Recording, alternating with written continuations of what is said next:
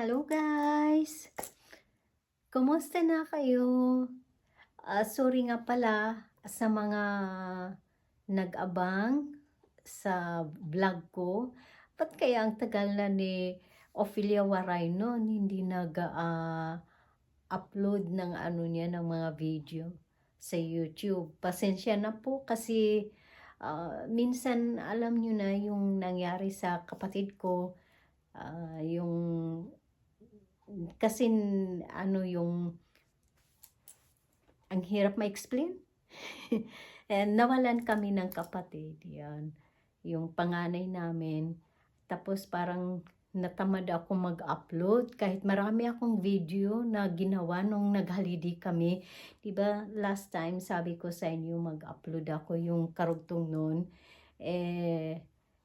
Kaya ngayon mag-upload ako para sa inyo. Yung mga yung mga konti ko lang followers. Maraming salamat sa inyo at sana nasa mabuti kayong kalagayan. Today is na pala, October 3. October na pala 2025. Okay, guys, sana panoorin nyo yung mga karugtong ng last upload ko nung holiday namin sa Pilipinas nung April. Okay, see you. Enjoy na lang po. Enjoy this vlog. Hi guys, dito kami sa Infinity Pool.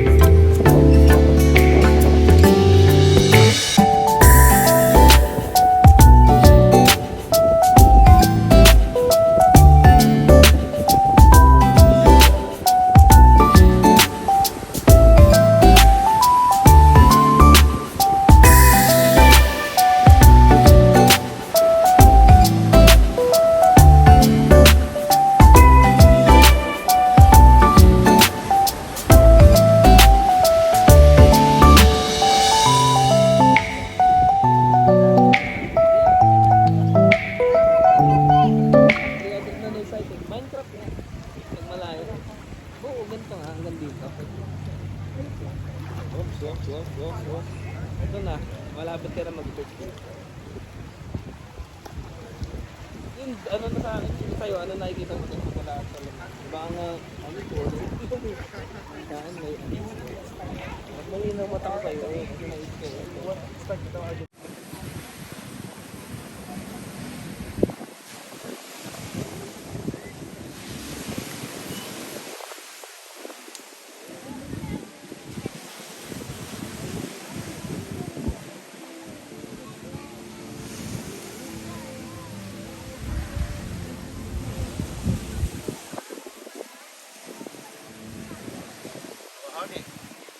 Howdy. Hello. Howdy. Yan.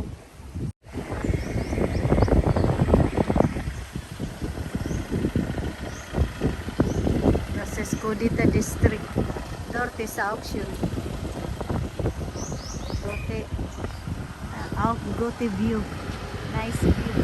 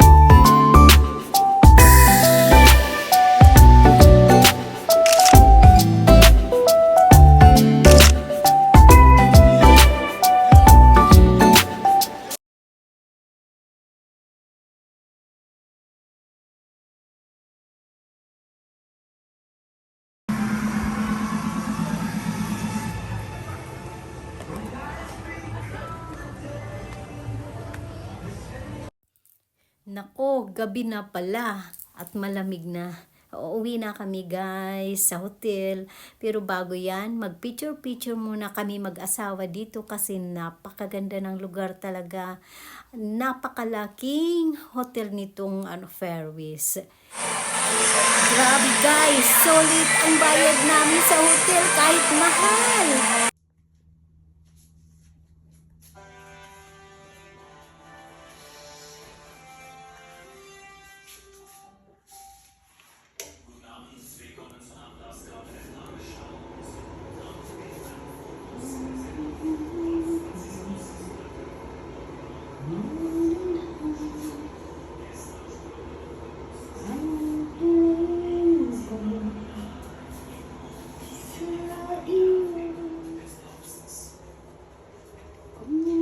Überrascht eben, weil Papst Franziskus gestern aufgetreten ist. Viele Gläubige waren sehr hoffnungsvoll, dass er jetzt zurückkehrt. Keine 24 Stunden später diese Meldung, die hier viele schockiert. Danke, Simona. Und hier die weiteren Themen dieser Sendung. Wag na sana. Ein Zeichen in Zeiten der Aufrüstung. Lumayo. Menschen demonstrieren in Bern am traditionellen Ostermarsch für den Frieden. Nächster Skandal um Pete Hegseth. Der US-Verteidigungsminister soll vertrauliche Militärpläne in einem Yan. Maaga pa, wala pang tao, nagre-breakfast pa. Mamaya maraming tao na yan.